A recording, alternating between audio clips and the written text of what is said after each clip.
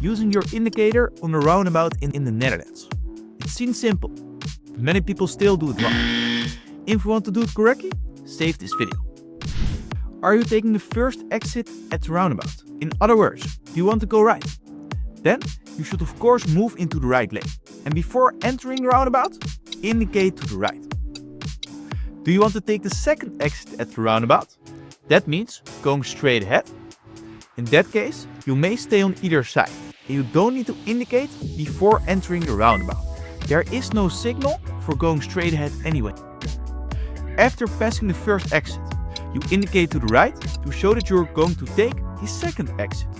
If you want to go 3/4 of the way around the roundabout, you're going to the left. In that case, choose the left lane and indicate left before entering the roundabout. Left, left, left, left, left, until after the second exit. Then indicate right and leave the roundabout at the third exit. If that's clear, then I have an exam question for you. Do you need to indicate on the roundabout? Yes or no? Do you know the answer? Leave your response in the comments.